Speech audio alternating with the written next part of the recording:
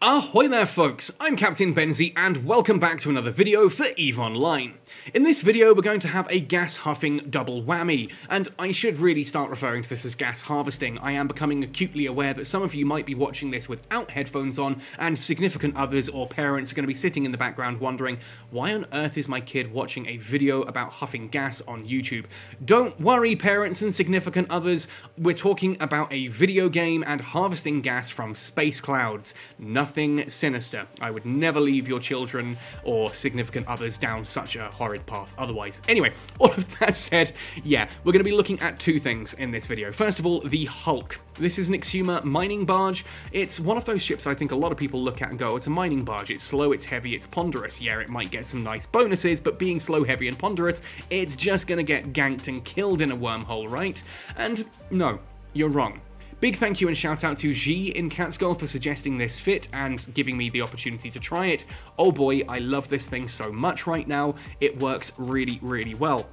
The second thing we're going to talk about then today is the Ordinary Perimeter Reservoir. This is the gas site with a load of sentry guns in it, the one that you've probably warped to accidentally in the past and lost a venture, because the second you land on grid, you're instantly locked and blapped and killed. Yeah, it's that one. I'm going to show you how to survive that. Not just with a Hulk, but with a Prospect or a Venture or any ship you want to fly into there. I'm going to show you how to harvest an Ordinary Perimeter Reservoir without losing your ship. It's also really, really easy. Anyway, all of that said and done, if you do want to help support this channel and content like this, you can do so just by hitting the like button, dropping a comment down below to let me know what you think of the video, what you think of the fit, and what you think of like gas huffing in general. I'd love to know your thoughts and opinions, but if you do want to go that extra mile to help support the channel and keep me making content like this, you can do so by heading to Patreon, my PayPal tip jar, or heading to my Redbubble merchandise store. If you're a new player to EVE Online, I can help you. I have a referral code down below that you can click and link to. That will give you 1 million free skill points, and that works even on existing accounts for returning players as long as you haven't used a referral link before. There's also the Catskill Discord, loads of like-minded individuals on there looking to help and talk to you about EVE Online in any way they can. We do also have a corporation based mainly around wormhole life, but we do have a high-sec campus as well for helping new players learn the game. So come check us out, because I also do giveaways every month. That all said and done though, let's jump right in to talking about gas harvesting with the Hulk and the Ordinary Perimeter Reservoir. First up then, let's take a look at the Hulk. Now, I'm not talking about the big green guy from the Marvel films, I'm talking about the Exuma mining barge, the one you saw at the beginning of this video, and, well, yeah, why would I be talking about Bruce Banner's alter ego? I don't know. Anyway, so, looking at the traits of the Hulk. First of all, starting with the roll bonuses, you can see this is an incredibly versatile ship. It gets bonuses to ice harvesters, strip miners, and gas harvesters. Now, in this video, we are going to mainly be focusing on gas harvester duration, but it is worth noting that if you want to use this for strip mining or ice harvesting in high sec or low sec or null sec, then this does also work. You just kind of swap out your high slots, you know? But again, we're focusing on the gas harvesting side of things. So we get a 30% reduction in gas harvester duration, so those gas harvesters cycle that little bit faster. And this is kind of the running theme here. You'll notice that we have a 3% reduction from both the mining barge and the Exuma skill to the gas harvester duration. This is not additional yield or anything like that, it is just faster cycling. Ultimately, there is only one way to get better gas harvesting in the game, and that is by training your gas harvesting skill all the way to level 5. Normally, you train the gas harvesting skill to the amount of levels that you want compared to how many gas scoops you want. You want to fit 2 gas scoops to a ship or 2 gas harvesters to a ship, you train gas harvesting to 2, and you can now do that. But if you want to be able to use the Tech 2 modules, which double the yield, then you need to train it all the way to 5. So I do strongly recommend training the gas harvesting skill all the way to level 5 so that you can use both gas harvesters at Tech level 2 for that double yield. Other than that though, all the Hulk does is reduce the duration of those modules' cycles. So, that said, let's have a look at the fit. Naturally, the high slots are going to be Gas Cloud Harvester 2s. Yes, range within 1500 meters, and if I go show info on here, we can have a look, and you can see that the activation time and duration when you have this fully skilled at Exuma, well, I say fully skilled, this is Exuma 4, not Exuma 5, but I have the other skills all at 5.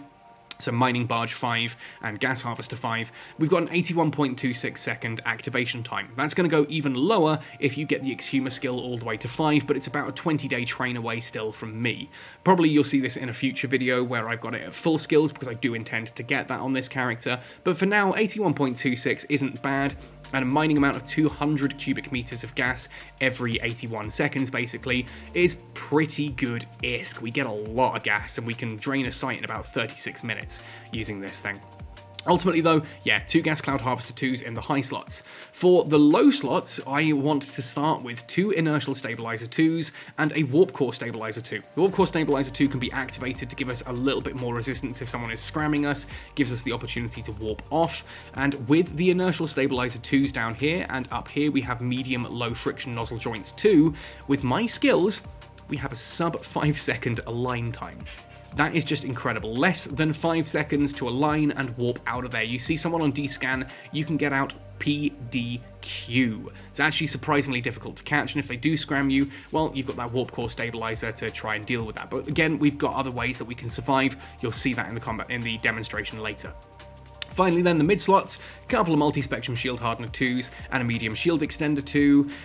Controversial here, the Medium Shield Extender 2, because it does increase your signature radius, which means you're easier to lock onto. A target that warps in on you can lock onto you a little bit quicker. I personally still quite like it, because that 5 second align time is usually enough that if you're paying attention you can get out of there, but it's up to you. You might decide a Medium Shield Extender 2 is not a good idea because of that increased signature radius and thus reduced time for them to lock onto you. It's personal opinion, and it works either way, I think. Finally then, we have an ML3 scoped survey scanner. This just allows us to check how much gas or ore is left around us so that we can pick what we need to go for. In a standard site, if you've got 2 gas clouds, you can decide which one to go for by using that survey scanner and knowing your gas. But the ordinary, unfortunately, there is pretty much only 1 cloud we can go for, but you'll see that working in a moment. As I said though, the true beauty of this fit is that it's not overly expensive. 317.2 million ISK seems like a lot. But you can earn 80 upwards million ISK an hour with this, so in about 4 hours you've made that back, and considering you're incredibly unlikely to get caught if you're flying this correctly, it just survives, so you don't lose it. At which point you can use it for harvesting gas, you can swap it to ores when there's an ore anomaly in a J-Space system near you, you can go through to ice and harvest those if you find a shattered system. It's so versatile. So I honestly feel that for less than 320 million, it can make that back really quickly, and it kind of becomes that one ship that you hold on to that just does everything that you need it to. Anyway, that's the Hulk. Let's showcase it in action and teach you all how to survive an ordinary perimeter reservoir.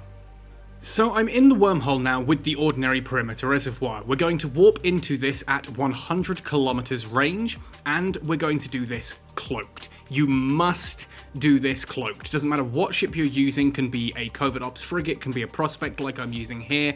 Doesn't matter what it is, you will need a Covert Ops cloak for this, because even warping in at 100, you can be locked and blapped. Now, on arrival at the site, you'll see that we have the 5 Vigilant Sentry Towers. We're then going to have a look at the cloud itself, zoom out a little bit, and figure out where the top cloud is using your overview. You need to just figure out which of the 2 clouds is the top one. There we go. In this case, it's the Fullerite C72. So now we are going to right-click that, save location, and save this as something like an ordinary safe entry. That's usually what I use for this in my personal bookmarks. Now we can warp out, we can go and get our Hulk, or whatever ship you want to use, and you can warp back in at that bookmark. Now that we're back in the wormhole with our gas site, we can find that safe entry bookmark we've just made and warp to 0. I am going to specify warp to 0. It can be tempting to warp at range. Don't do that because it may suddenly drop you in range of the guns, at which point, what was the point in making that bookmark? You've still lost your ship. So we're warping in at 0 on the fresh bookmark we've made. This will drop us right into the center of that top cloud, out of the range of the guns. And this works here in the Hulk, this will work in a Prospect, in a Venture, in anything. And it's going to allow you to scoop this entire site without having to worry about the guns. And also, because the guns are here, there are no rats in this site, which means you can kind of just huff away to your heart's content. There are no additional sleeper spawns other than those vigilant sentry towers that are already on the site at the beginning. But we're not quite done. You see, sitting at 0 there, we are still at risk. We could end up in a situation where someone warps in cloaked, creates that bookmark, and does exactly what we've done to warp a saber or something in at 0 on our position. So what I've done is double-clicked directly upwards to start moving, and we've locked onto the gas cloud, we've started harvesting that, we're now going to drift. Take a note of what range the turrets were at when you warped in. 112 kilometers was the closest one, so I'm going to drift upwards until we have gone an additional 20 kilometers. So I'm looking for 132 minimum on the closest tower.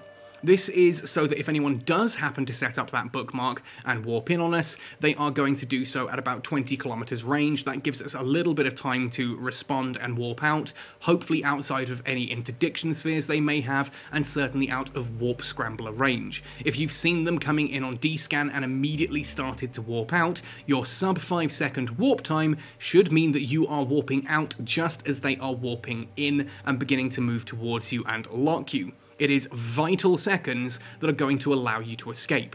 Now you can see the downside to this kind of thing is that, yeah, we do suddenly have a very slow moving Hulk and it is taking a while to get there. This is arguably the most dangerous position of this entire event, because now we are moving with a velocity in a direction. We need to be darn careful that we are not getting jumped in on at this point, because if we suddenly try to warp to safe, it's probably going to take longer than the 5 seconds of align time that we normally have, because we need to realign, because we're aligned in a different direction right now and moving at over 75% velocity. It's going to need to realign that velocity arrow to 5 degrees off the point and then achieve 75% maximum velocity in order to warp out again.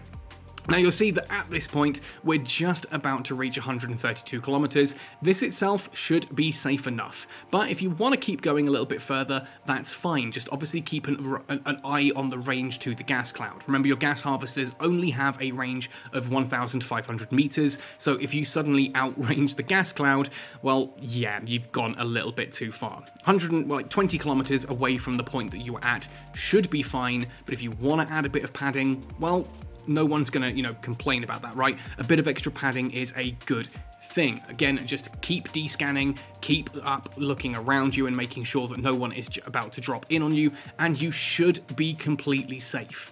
As long as you're descanning frequently, the second you see anyone, you can just warp out and things will be nice and safe. You'll notice there are some ships that have been showing up on descan. I know who those people are, so I don't need to worry about those ones. I'm in fleet chat, I know movements of my own corporation, these are not threats to me. Anyway, I'm actually going to stop mine around about here.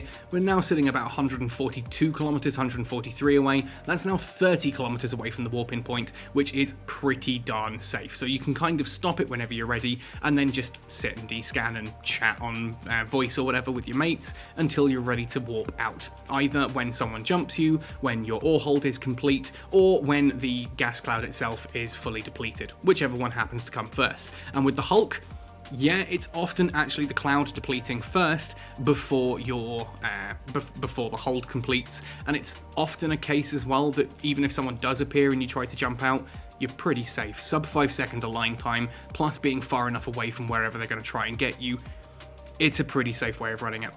Anyway, folks, that is everything you need to know about running the ordinary perimeter reservoir and flying a Hulk in gas clouds. This is a really cool ship. I didn't honestly think I would enjoy a Hulk because I personally quite enjoy Jedi huffing in a Prospect, but this does make more per hour. Obviously, it's a bigger ship, it's more expensive. It does have the downside of being that little bit slower and not having the cloak for sure, but ultimately, with that sub 5 second align time, with the tricks I've shown you here, you should be able to hoover up gas sites really quickly and efficiently and do it almost completely safely. Just be careful out there, it is still J-Space, and wormhole hunting, very much a thing. Anyway, if you did enjoy this video, please let me know. Hit like on it, subscribe to the channel for more content. Hit me up on the usual subjects like things like Patreon, PayPal, all that kind of stuff if you want to go the extra mile to help support this channel and keep me making content like this. Otherwise, happy sailing and see you in New Eden.